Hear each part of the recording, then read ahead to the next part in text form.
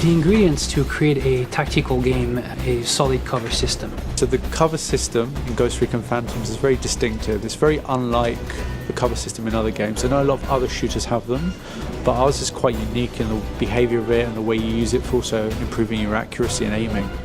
It slows down the gameplay. It makes players be more cautious when advancing forward. It is extremely flexible. I think I have to illustrate this with a bit of a prop. So, for example, in most games, your cover system is kind of like you just peek out. That's all you do. But for us, you're allowed to peek all the way around. So you can even peek over and you kind of sweep the area under it. So one of the beauties of the cover system is that it actually reduces your recoil, actually increases your accuracy, and is critical to this game. If you do not use cover, you will die. So one thing that we really wanted to achieve with Ghost Recon Phantoms, a sense that the users would naturally come together and play as a team. Team play is essential in Ghost Recon Phantoms because you have 3 different character classes. Everyone that has its strengths and weaknesses, they're all battling to try and capture a point against an enemy team which is also balanced of these 3 character classes.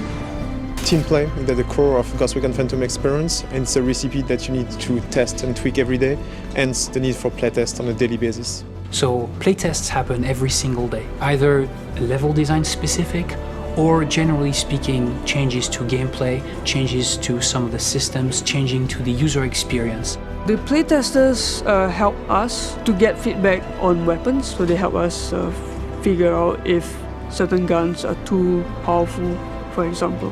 Devs will be basically running the game, they'll be giving opinions, and then they'll come back to me and say, okay, so this is what the guns are. They feel a bit underpowered, this particular weapon just doesn't feel right, the recoil is too high perhaps. And after we collate all this experience, we just have an analysis, and beyond which we go, okay, I think we know what to do, and then we'll try it again until such time that everyone is satisfied and we go, okay, perhaps the players get a shot at it now. We don't push something out if we don't feel it makes sense in our game. If the playtest feedback comes back strong enough that it's not right, then we will adapt it till we feel that we reach a sweet spot where it's something that makes sense for us as a business and makes sense for our users as something that they can enjoy as well. My favorite gun in the game, I would say, is the Nemesis. It's a 50 caliber sniper rifle, it pops hits in a single shot, and it's a really slow gun. And just by the sound of it, okay, this guy killed me with this Nemesis rifle, and you know, he raged. So he knows by just listening and dying to this sound of this gun, this player has bought this gun. It was actually a real challenge creating this gun because it's like you need to have a balance of the super high damage. At the same time, you don't really want the experience where you shoot a player in the body and the player dies immediately. So it's kind of a delicate balance between the two.